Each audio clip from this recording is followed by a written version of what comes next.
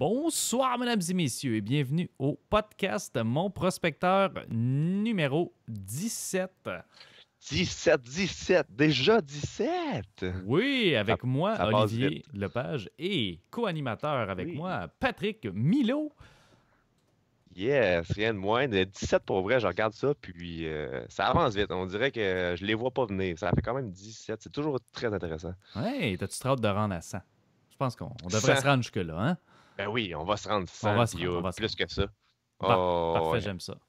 Fait qu'on va se rendre jusque-là. Alors aujourd'hui, je sais que vous l'avez attendu impatiemment. On a la deuxième partie de l'interview avec Philippe Deveau. Donc, tout ce que vous avez entendu la semaine passée, bien aujourd'hui, c'est la suite de tout ça. Alors, c'est super intéressant.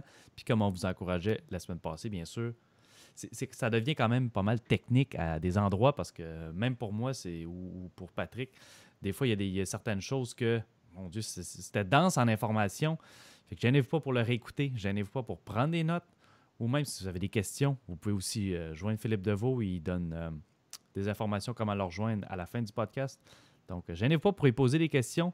Mais si vous avez la chance maintenant de prendre un papier et un crayon, allez-y parce que vous allez voir, c'est riche en informations puis c'est riche en trucs aussi, super intéressant pour accélérer puis améliorer votre croissance dans l'investissement immobilier. Très bon conseil. Absolument. Yes. Puis sur ce, Pat, qu'est-ce qui s'est passé depuis la dernière fois qu'on s'est vu? Moi, depuis la dernière fois, moi, je suis très excité. Je vais parler de qu'est-ce qui s'en vient Qu'est-ce dans qui pas s'en long. vient? Hey, je suis pas censé le dire, mais dans 15 minutes, pas plus que ça, dans 15 minutes, j'ai une formation sur la vente.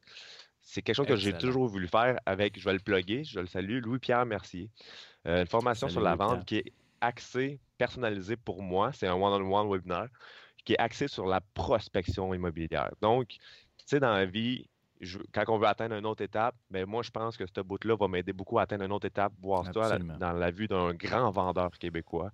Comment influencer le monde, comment à porte à porte, comment vraiment avoir un bon speech et tout. Fait que j'ai bien hâte de voir les conseils qu'il va me donner là-dessus. Super. C'est important parce que tout part de là. Tout part de avoir une opportunité. C'est simple. Puis plus qu'on a d'opportunités, plus qu'on peut choisir laquelle qui est la meilleure ou laquelle qui fit avec notre profil.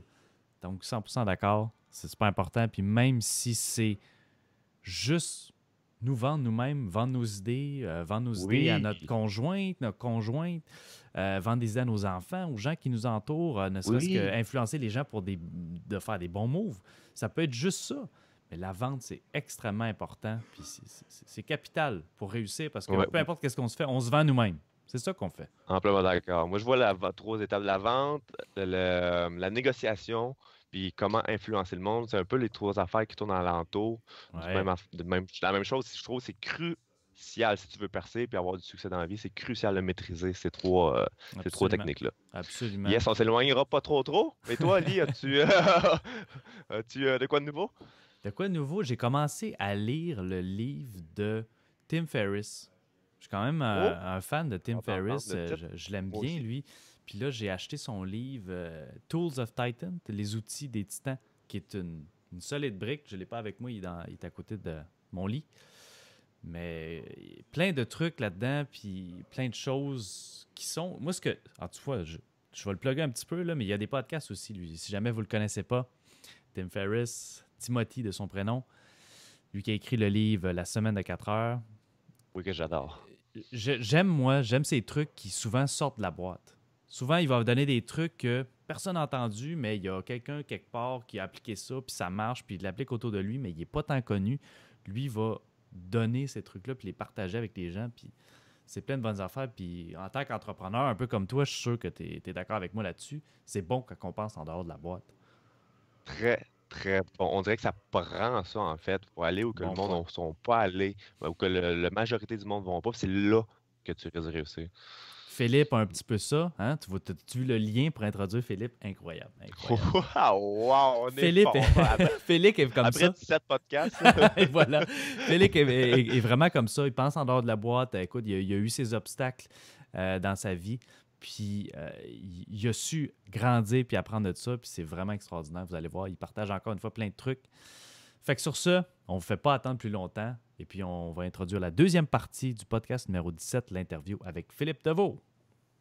Donc, maintenant qu'on a Philippe de retour avec nous, fait que, dans le fond, c'est juste une manière de déporter les frais, mais possiblement que ça pourrait être intéressant d'ouvrir l'incorporation et d'aller chercher des marges de crédit ou du financement, comme tu disais tantôt, avant de trouver un aubaine, par exemple. Parce que...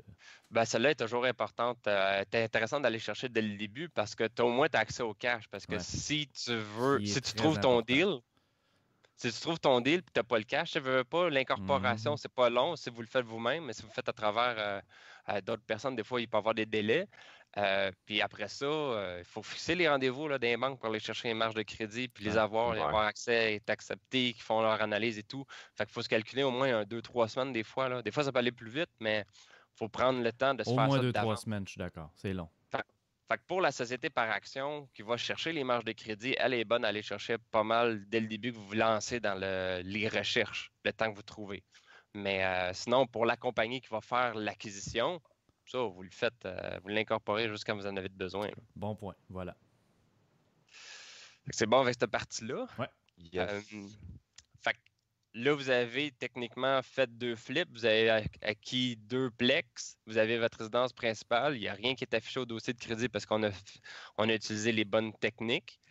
Qu'est-ce qu'on fait? Comment qu'on fait pour continuer? Ben là, il y a quelque chose qui est assez intéressant parce qu'à travers le temps, bon, ça ne veut pas dire que vous avez tout fait ça dans le même 6 mois. Ça se peut qu'il y ait même des années que ça a pris avant que vous fassiez vos 2 flips, vos deux plex. Donc, il y a de l'équité qui s'est bâtie sur un ou plusieurs des immeubles que vous avez.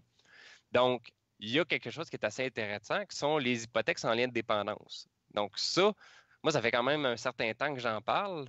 Et là, les gens commencent à se réveiller sur qu'est-ce que c'est cette possibilité-là. Ouais, les hypothèques en lien de dépendance, en réalité, c'est les gens qui ont des REER, des CRI, des CELI, des liquidités dans des programmes enregistrés, qu'on utilise ça pour devenir prêteur privé en réalité. Fait que, mettons que moi, je donne un chiffre de même, j'ai 50 000 dans mon REER.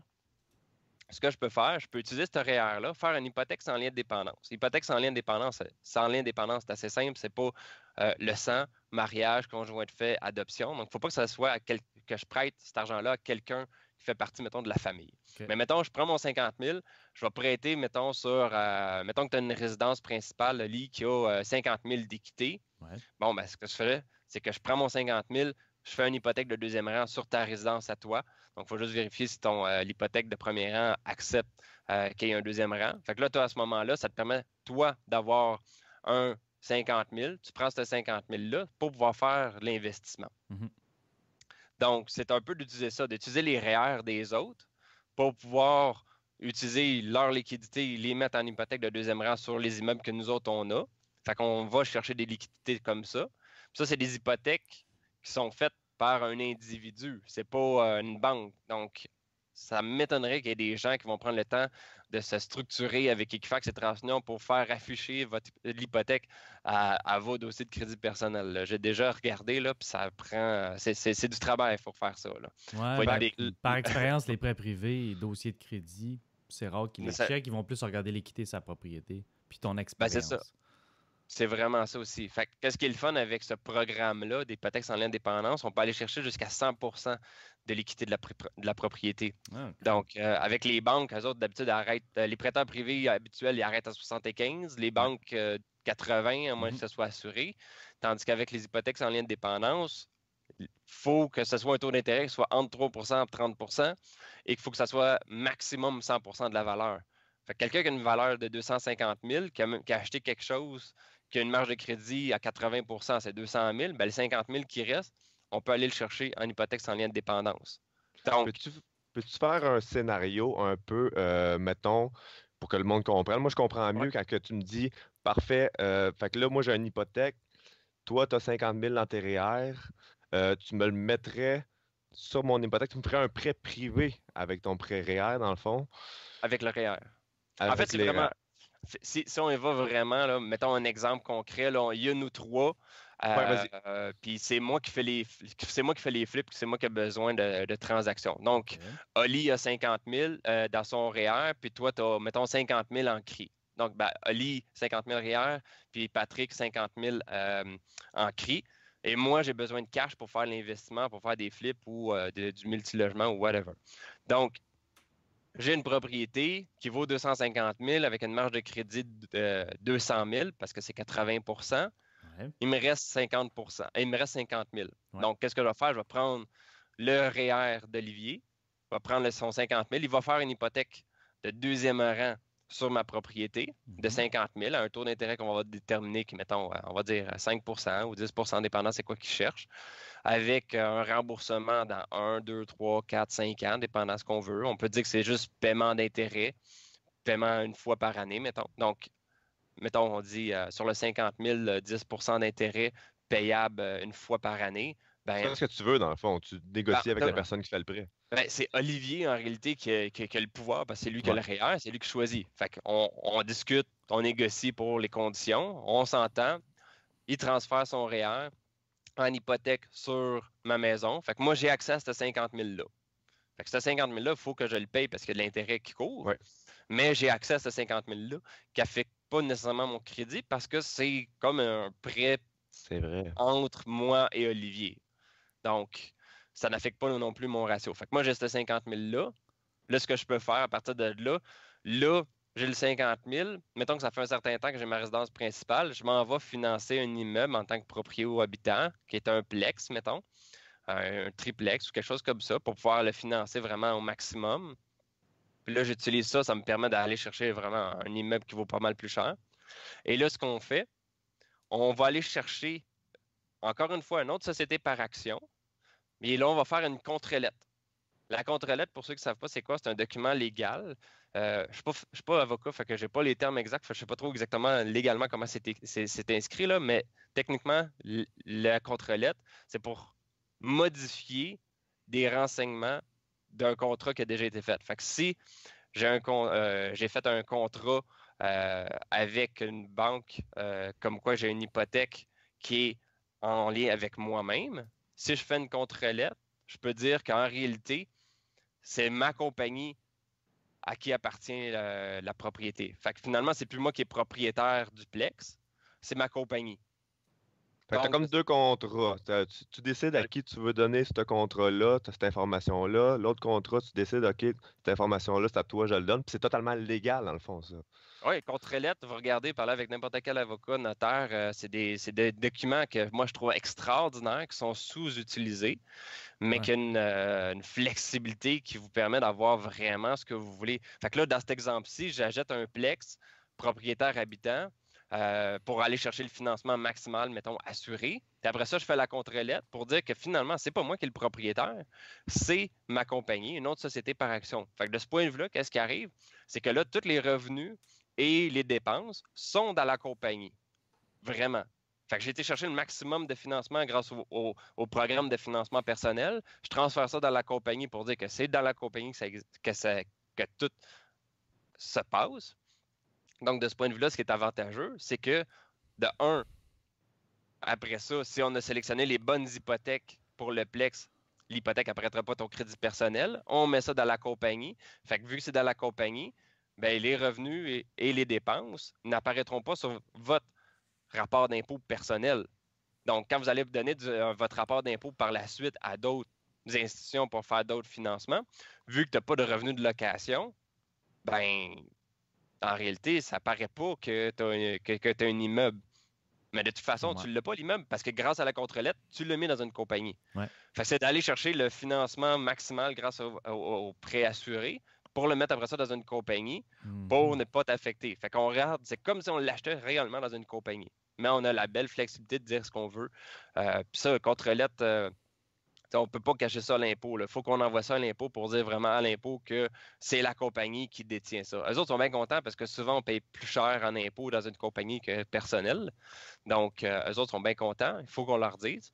Mais nous, ça nous donne la flexibilité de vraiment dire, vu que c'est toutes des sociétés par action différentes, ben là, à ce moment-là, aucune banque se parle, aucune institution sait nécessairement qu'est-ce que tu as. Même dans la même compagnie, mais tu n'as pas d'autres immeubles.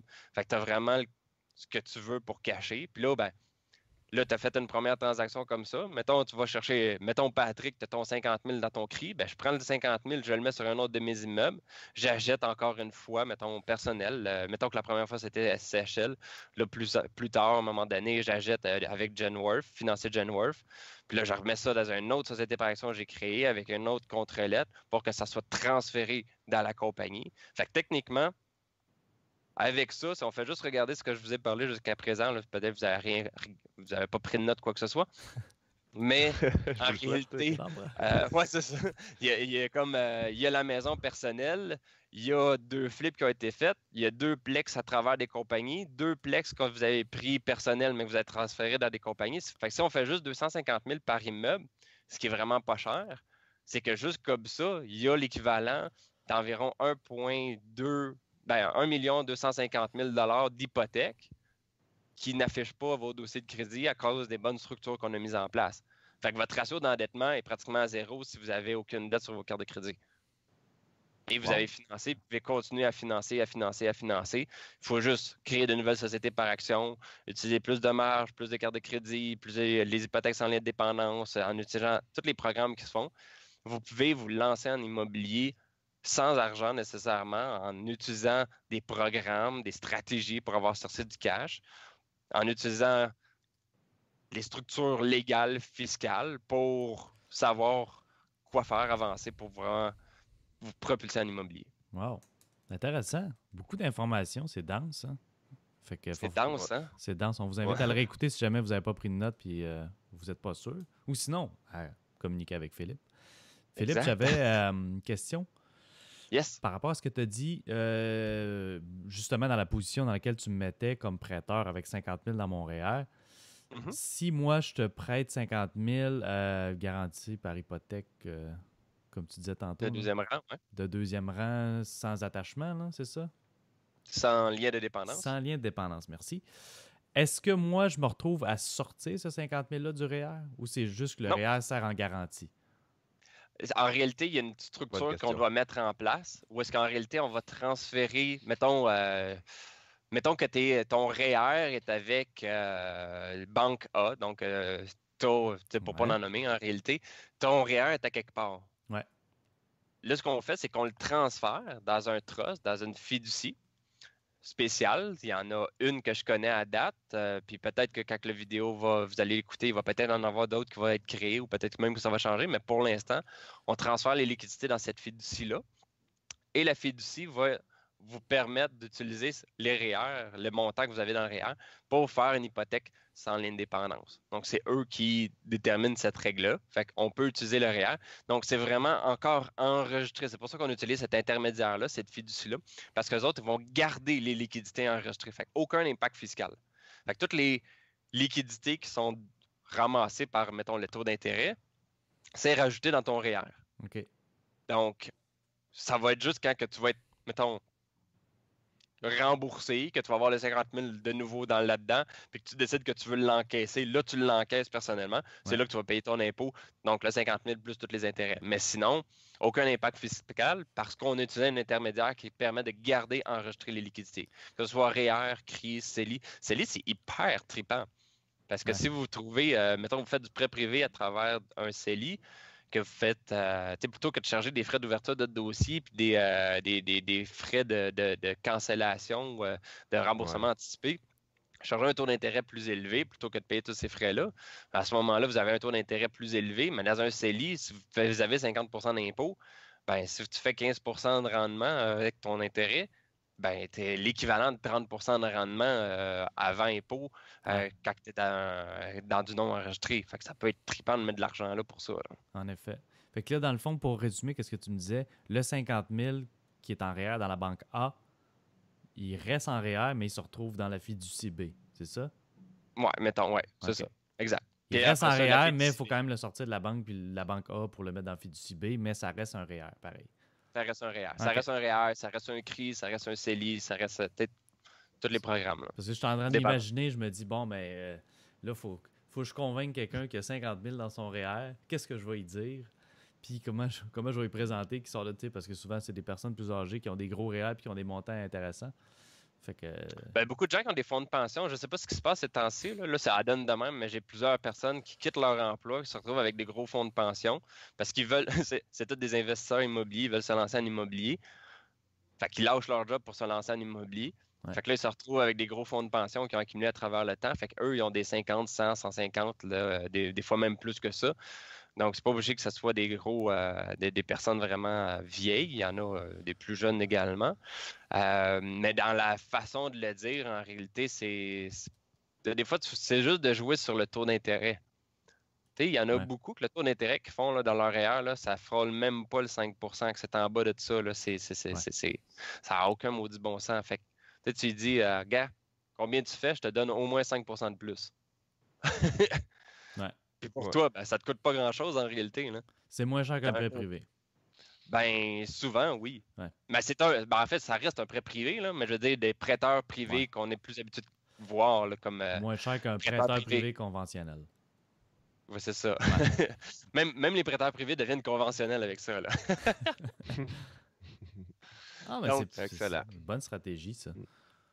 Fait que, juste le fait de bien se structurer, de bien connaître les petites virgules des institutions financières, des structures légales et des différents produits, ça permet de pouvoir vraiment avoir la flexibilité de dire à qui qu'on veut, qu'est-ce qu'on veut. Tu sais, si vous avez 20 compagnies puis qui ont toutes des immeubles, puis que vous avez été bien structuré, ça n'affecte pas votre ratio personnel parce que les hypothèques n'ont pas été mises sur votre personnel, bien là, à ce moment-là, si un immeuble est avantageux de le parler, vous en parlez. Si ce n'est pas avantageux, vous n'en parlez pas. De toute façon, vous dites, ah ben ça, c'est ma compagnie, j'ai testé tel immeuble. Fait que vous avez la flexibilité de faire ce que vous voulez parce qu'il n'y a rien n'apparaît au dossier de crédit. Rien n'apparaît non plus sur votre rapport d'impôt parce que c'est sur le rapport d'impôt des corporations. Ouais. En fait, tout est fait sur les corporations. Fait que sur votre nom personnel, réellement, vous n'avez rien, mais vous êtes caution d'à peu près n'importe de tout, là, ça c'est certain. Vous restez caution de tout, mais en réalité, rien n'apparaît nécessairement sur votre dossier personnel. Ça, c'est ce qui peut être vraiment avantageux. Fait que j'ai des gens qui ont des millions en équité qui ne peuvent pas aller chercher parce qu'ils ne sont même pas capables de refinancer à cause qu'ils sont trop endettés. Parce qu'ils ont tout mis sur leur nom personnel. Fait, ça va coûter plus cher en intérêt parce qu'un intérêt pour une hypothèque dans une société par action, ça coûte plus cher.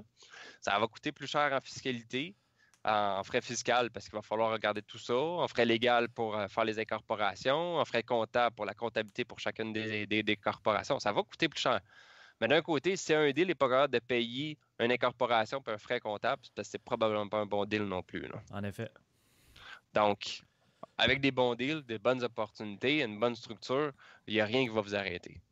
Puis là, à quel point cette théorie-là, parce que, bon, moi, j'aime la théorie jusqu'à un certain point, mais j'aime surtout mettre en pratique. Ben, c'est ça ma question. Je voulais dire à quel point ça a été mis en pratique puis ça fonctionne bien. Tout a été fait. Ouais? Génial. Oui. En fait, la partie, peut-être dans tout ce que j'ai expliqué qui est le plus dur, c'est l'hypothèque sans lien de dépendance. Ouais. Parce que tu as à négocier avec un individu. Tandis que tout le reste, c'est à travers des institutions financières, puis eux autres, leur business, c'est de prêter du cash. Fait que si tu es bien structuré, ils veulent te prêter du cash. Tandis que l'individu, qui a un REER, un CRI, lui, ça nécessite un petit peu plus de, comment je faisais ça, de négociation, de tact, de toucher, d'une bonne présentation. Tu n'arrives pas là tout crotté, là, je vais t'emprunter ton cash de ton REER là, pour mettre ma maison. Là.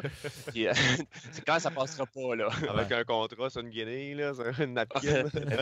Signe en bas. Signe en bas, tu n'as même pas de ligne, puis tu donnes un crayon Crayola. Fait que, c'est peut-être cette partie-là qui est la plus complexe, mais en réalité, tu sais, à travers toutes les corporations, prêt REER pour acheter une maison à travers le RAP, je l'ai fait.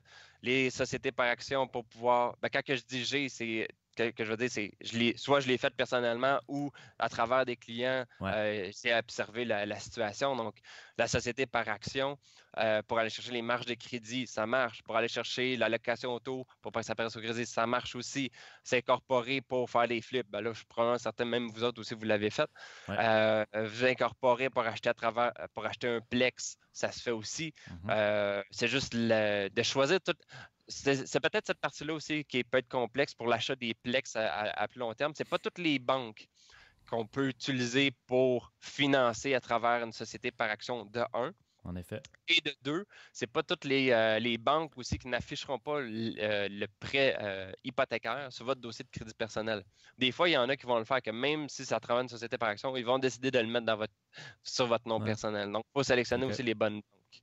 Donc, ça, c'est peut-être un petit peu plus complexe, mais ça, je l'ai vu, puis je l'ai fait, puis ça, quand je fais ça avec mes clients, il y en a beaucoup qui triplent, là. Si on peut aller plus loin, ça, c'est sûr que ça, c'est dans l'éventualité que tout est tout bien beau, mais il y a des façons de faire aussi. Mettons que vous avez déjà des immeubles à votre nom personnel, parlez avec un fiscaliste, il y a la possibilité de rouler l'immeuble que vous avez à votre nom personnel dans une société par action. Donc, vous le roulez, ça ne va pas rien changer nécessairement, autre que du point de vue fiscal, mais quand vous allez être rendu au refinancement, changez de banque avec une des bonnes banques, puis là, oups, ça va comme se disparaître de votre dossier de crédit parce que vous avez utilisé une banque qui est là. OK. Des fois, ça peut être un processus qui va être beaucoup plus long, mais ça se fait.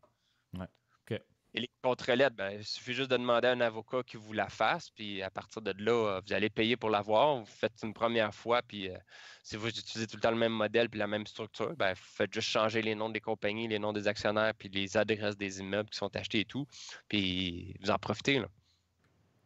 Fait que techniquement, et pas juste techniquement, mais dans la réalité, tout ce que je lui parlais, soit je le fais personnellement ou je le fais à travers des clients. Ça a tout été testé et regardé. Puis là, pour le novice là-dedans, parce que je pense à moi aussi là-dedans, je me dis, écoute, la théorie est extraordinaire, puis déjà, moi, je sens qu'il y aura des points que je pourrais améliorer. Mais c'est un petit peu du chinois au début, tu sais, pour monsieur, madame, tout le monde qui n'a pas nécessairement familier avec dossier de crédit et tout ça. Donc, où est-ce qu'on peut aller chercher de l'aide? Il y a deux façons. La première, c'est directement de me contacter personnellement. Donc, il suffit d'aller sur masantéfinancière.com, qui est le site de mon entreprise. Vous allez tout pouvoir trouver les infos pour qu'on puisse se contacter face à ça. Donc, je fais de la consultation privée avec les gens pour pouvoir être capable de mettre ça en fait. Parce que ça, en réalité,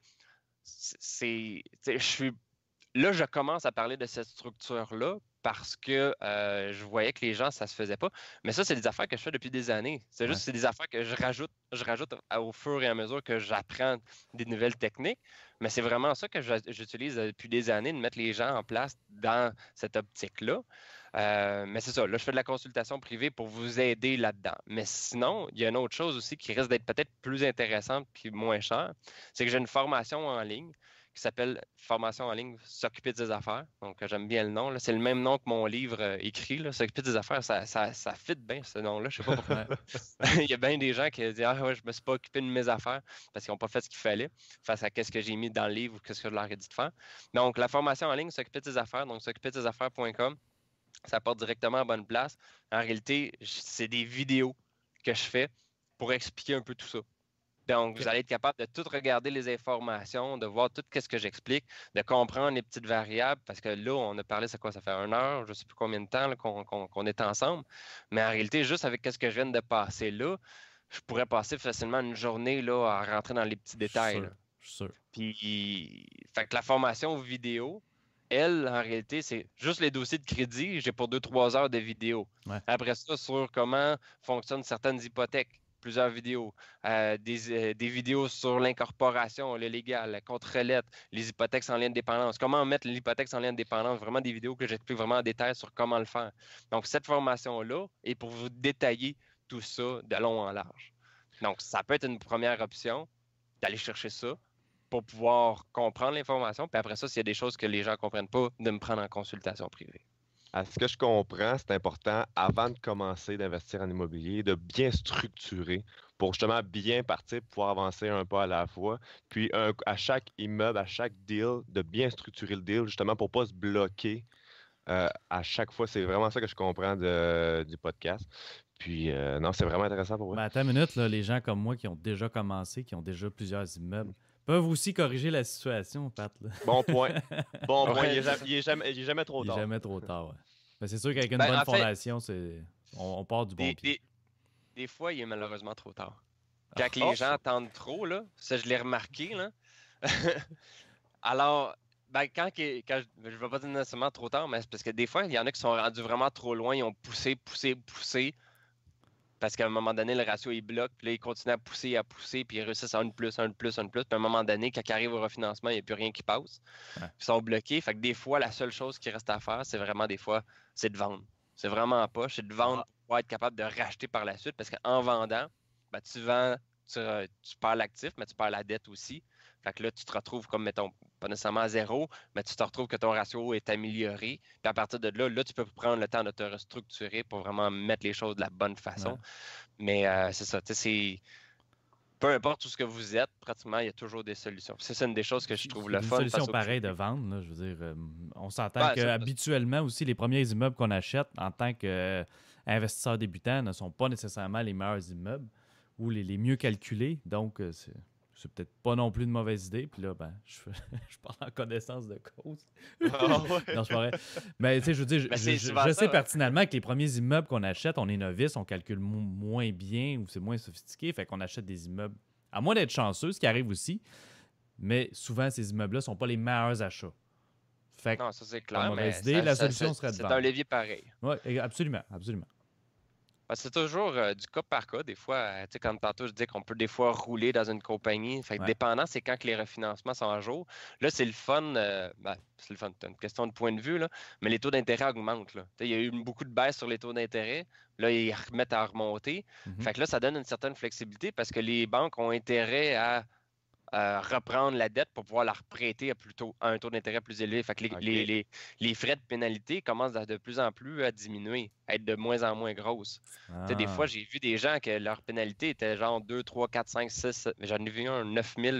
Ça, c'est pour des J'ai petites vu maisons. Là. 18 000 là, Aïe, C'est ça. le mois aïe, aïe. passé. Ouais. Quand ça Ah. commence à être des gros immeubles, ça commence à être vraiment big, là. Ouais. Mais c'est ça, tu sais, pour, mettons, ceux qui commencent, des fois, tu te retrouves avec une grosse pénalité que tu n'es pas prêt à payer pour switcher. Fait que là, tu fais quoi? T'attends. Mais là, vu que les taux d'intérêt changent, là, oups, des fois, ça peut être intéressant de regarder, voir les pénalités qu'on a pour changer d'hypothèque, pour prendre le temps de mieux se structurer. Puis, je l'ai souvent, là, j'en ai des gens là, qui payent du 3-4 000 juste pour switcher d'hypothèque. Parce que juste ça va faire une grosse différence, qui va être capable d'après ça de faire un autre ou d'autres investissements qui vont leur apporter tellement plus que 3 000 pièces qu'ils ont payé, mais ils le mettent upfront.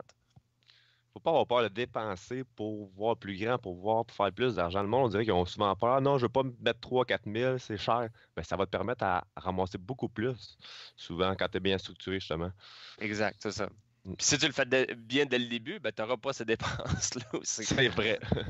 En effet. Mais comment qu'on fait pour le savoir, c'est ça qui est malheureux. Tu sais, ce que je parle aujourd'hui, c'est vraiment de moi-même que j'ai découvert, puis ça s'enseigne pas vraiment nulle part, là. Tu sais, même, c'est niaiseux. Les C'est vrai, ça. hypothèques, je parle avec des courtiers hypothécaires, c'est moi qui leur apprends le fait de certains produits. Je parle avec des avocats, c'est moi qui leur explique, avocats ou fiscalistes, que je leur explique certaines solutions qu'on peut faire grâce à la contre-lettre. Je parle avec des comptables, je regarde la façon je parle des affaires que eux autres ne savaient. Ben, en fait, ils savent tout, mais ils font pas souvent les liens parce qu'ils sont tellement habitués de faire tout le temps la même affaire. Tu sais, Mhm. quand on leur demande quelque chose, ben, ils font ce qu'on leur demande. Mais tu sais, trouve-moi une stratégie créative de faire quelque chose. Ils sont tellement souvent pas habitués à ça qui travaillent pas nécessairement là-dedans. Donc, beaucoup de professionnels qui sont là, qui font juste du repeat business, sont pas là dans la créativité. Moi, je suis pas fiscaliste, je suis pas comptable, je suis pas courtier hypothécaire, je suis pas, tu sais, j'ai rien de tout ça. Mais j'ai une volonté, une créativité, une curiosité des dossiers de crédit que le fait de connaître le crédit me permet de faire des liens sur d'autres domaines d'activité qui se Ouais. font souvent pas. De penser en dehors de la Ok. boîte. Exact. Fait que c'est comment faire pour trouver ça? C'est plate à dire, mais je sais pas où est-ce qu'on peut trouver ça autrement qu'avec ce que j'ai parlé aujourd'hui. Il n'y a pas de formation réelle que je vois qui parle tout en détail. Donc, fait que c'est dur de commencer de la bonne façon. Il est comme l'initiateur un peu de ce produit-là, si on veut. Tu sais, courtier immobilier, courtier hypothécaire, c'est une formation courtier hypothécaire. Toi, dossier de crédit, c'est comme toi, Philippe Deveau, qui a poussé à les recherches là-dedans. Ben, moi, c'est ça. Parce que, en fait, c'est ça, c'est à travers de faire des clients. Tu sais, quand les gens me trouvaient des bugs, comment je fais pour contourner ce bug-là? Ben là, moi, je devais trouver la solution. Ouais. C'est là que j'ai découvert les affaires. Puis des fois, tu sais, des dossiers de crédit, j'en ai vu combien, je le sais pas, là. Mais j'en ai tellement vu que, oups, hey, crème, comment ça que toi, ça apparaît pas ton crédit, cette dette-là? Ah, ben, je sais pas, cet immeuble-là est dans une corporation. Ah, OK. Là, j'ai commencé à faire des liens. Là, où, personnellement, les dettes. Ah, comment ça, ton prêt n'apparaît pas, toi? Ah, ben, j'étais avec telle banque. Là, je fais des recherches sur telle banque. Mais, tu sais, c'est la base du crédit qui a fait en sorte que j'ai pu découvrir ces affaires-là. Ouais. Fait que c'est vraiment trippant. Mais il faut trouver les informations à la bonne place aussi. Là. Essayer de les trouver. C'est ça qui est le plus dur des fois. Effectivement, tu vois, au Très début, fort. j'étais pas sûr. Là. Ah, dossier de crédit. Mais là, finalement, je suis comme excité, puis j'ai comme, oh, oui, moi, c'est vrai que c'est intéressant, pareil. C'est tout Ben, le c'est côté ça, créatif là-dedans. C'est cette partie-là que moi, je trippe.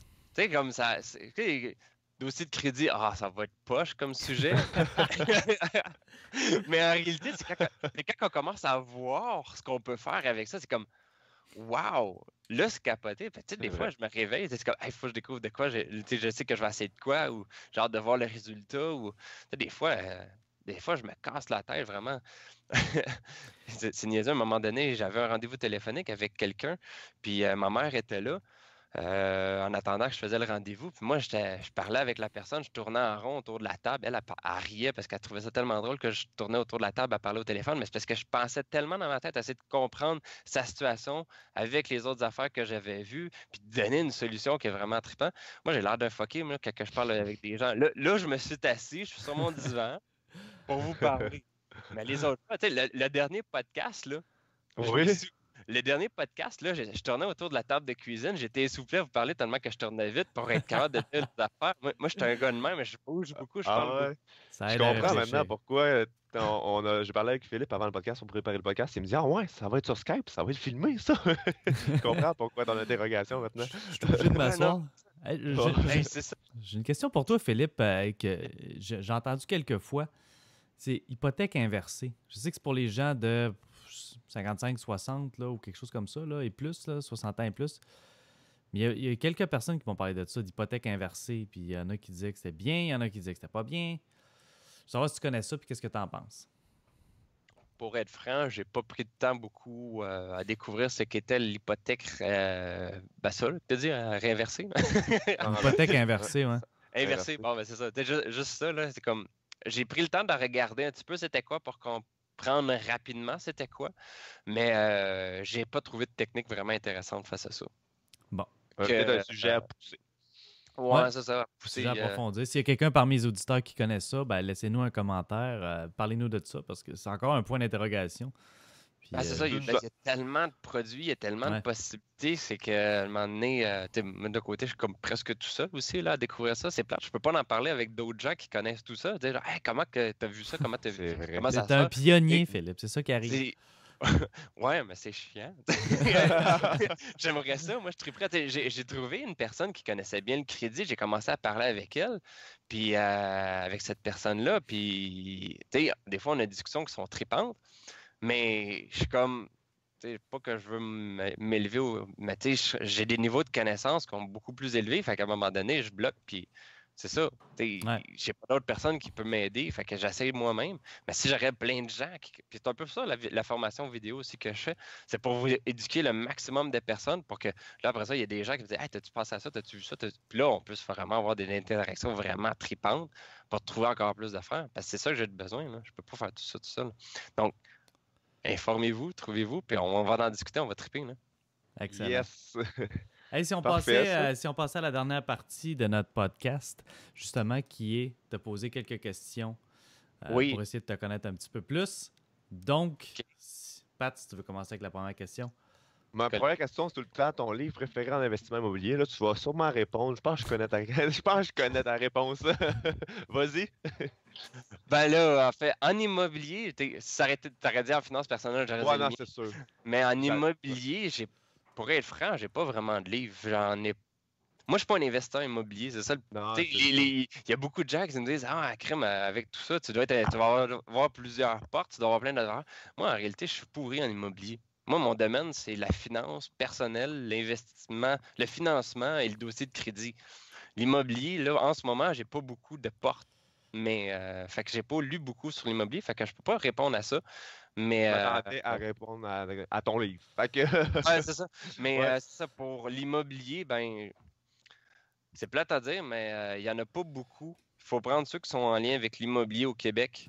Parce que trop de gens, tu sais, j'aime beaucoup Robert Kiyosaki, mais j'ai des gens qui viennent me voir et disent: Ah, j'ai lu Robert Kiyosaki, puis là, ils veulent faire des affaires, mais c'est parce que oui, l'auteur est bon, la technique est bonne, mais des règles qui ne fonctionnent pas ici, là. Ouais. Tu sais, là, je pense que c'est le 1041 qu'ils appellent ou 1031, quelque chose comme ça. Le Parce que tu peux 1031 Exchange, c'est juste aux États-Unis, ça. C'est ça que tu peux utiliser pour reporter ton impôt à payer. Là, il y en a beaucoup qui sont dit: Ah, crème, je peux reporter mon impôt. Non, pas ici, ça marche pas de même, là. Ouais.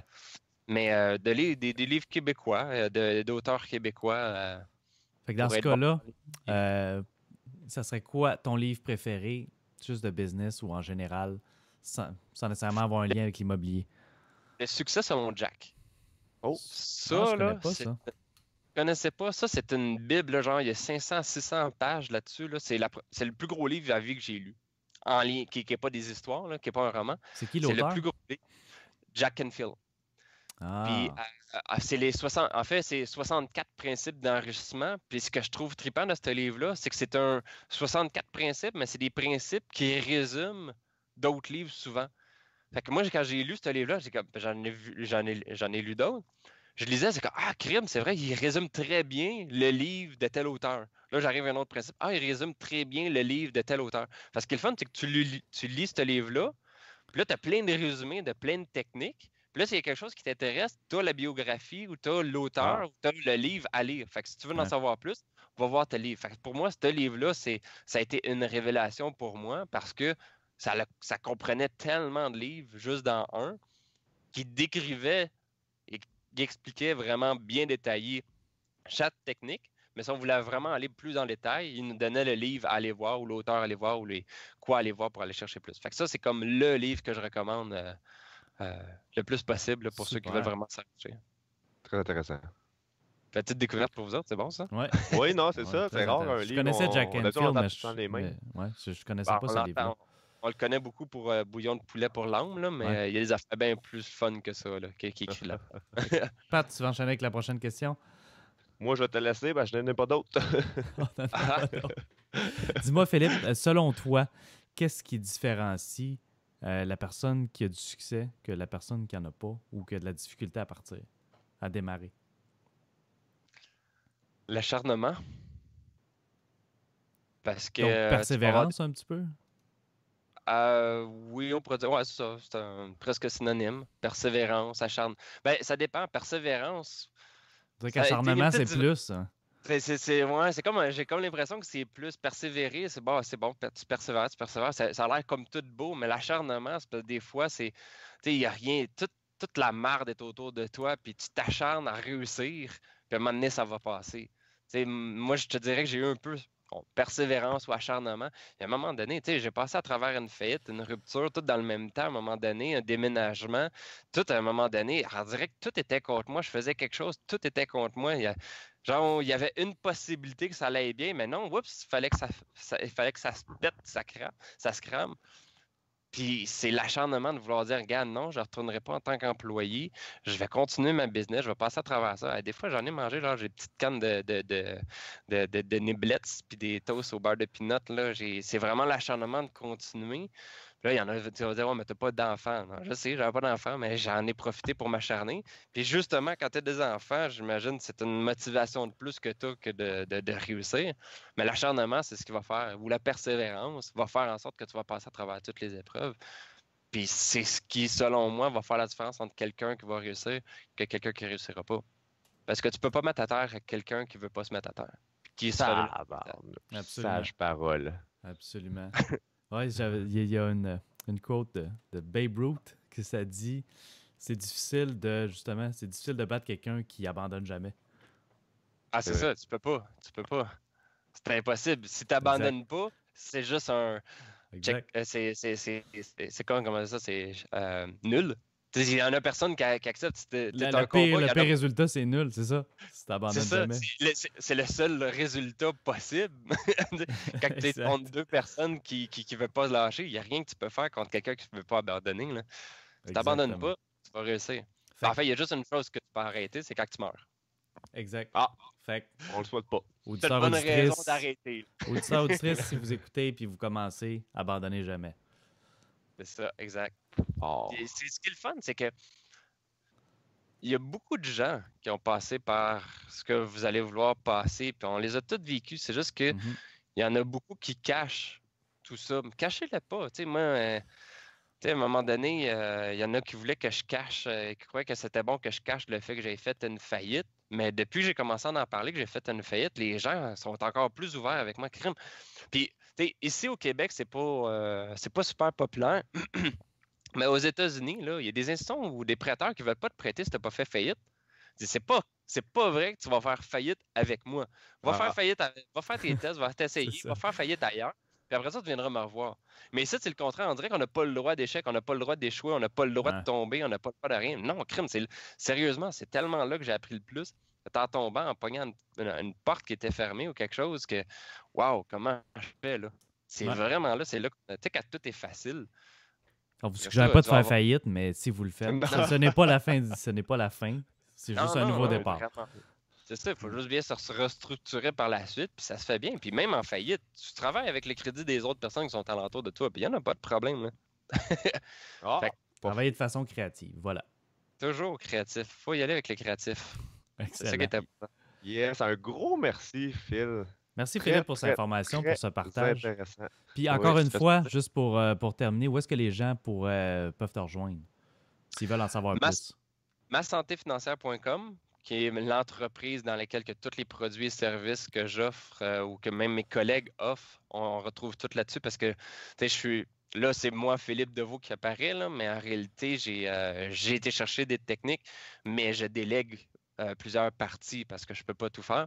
Donc, en allant sur ma santé financière, vous allez tout trouver. Et pour ce qui est de la formation que j'avais parlé tantôt, c'est la formation, c'est s'occuper de ses affaires.com. Mais que Excellent. vous allez aussi le retrouver sur masantéfinancière.com. Tout se passe là.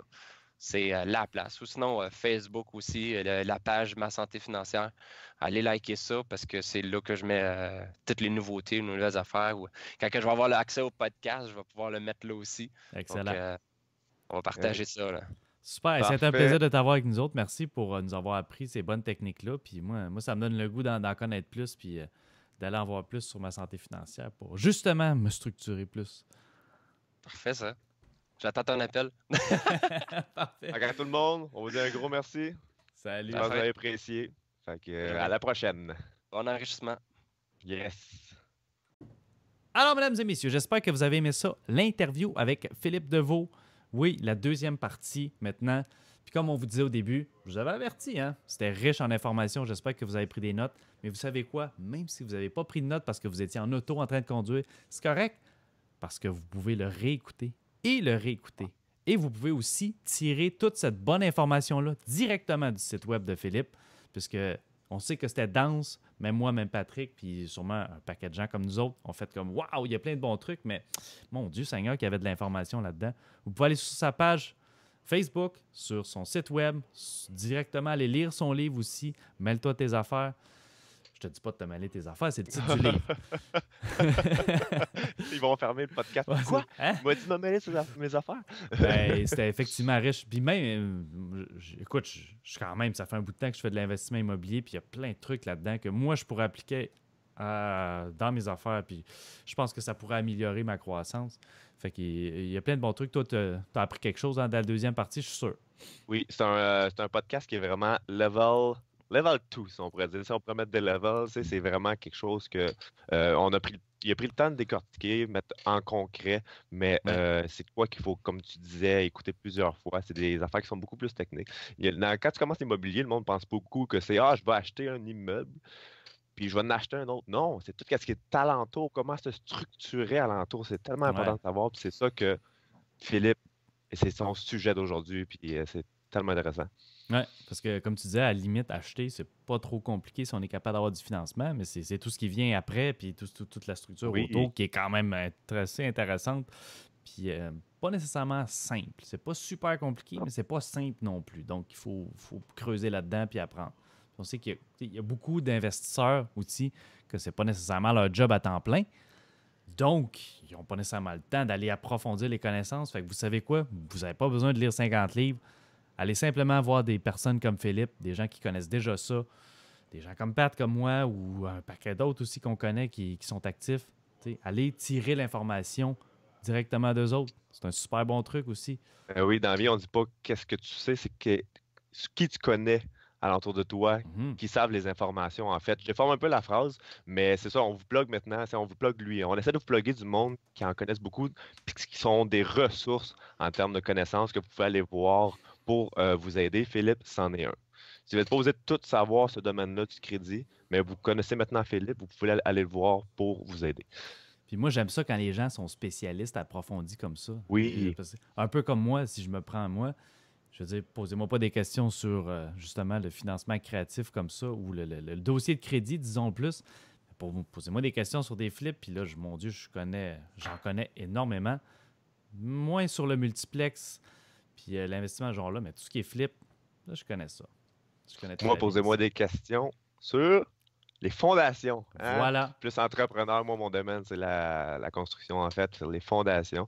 Puis, j'essaie justement, j'aime ça quand tu dis, de se spécialiser dans un domaine. C'est ce que j'essaie de faire. Puis, là-dedans, je me débrouille très bien. Excellent. Sur ce, Une petite plug. c'est ça. On va arrêter de se plugger, puis on vous dit merci d'avoir écouté. Tout le monde, merci d'être nos auditeurs. Puis, on vous recommande encore une fois toujours, allez commenter, allez liker, allez partager, que ce soit sur Facebook, SoundCloud, iTunes, tout ça. T'sais, mettez votre commentaire, allez nous donner 5 étoiles. Puis j'espère que vous avez aimé ça. Donnez-nous aussi vos suggestions s'il y a des gens que vous aimeriez qu'on interviewe. On ne les connaît pas tous. Il y en a un paquet qui font ça de façon plus discrète. Donc, on veut les interviewer, eux autres aussi. S'ils sont ouverts, on veut leur poser des questions. On veut en savoir plus pour le partager avec nos millions d'auditeurs. Donc, gênez-vous pas pour nous donner des suggestions aussi. Yes. On vous remercie tout le monde. Yes, et on vous dit à la prochaine. C'était Olivier et Patrick pour le podcast numéro 17. Et on vous dit à la prochaine. Bye tout le monde. Bye bye.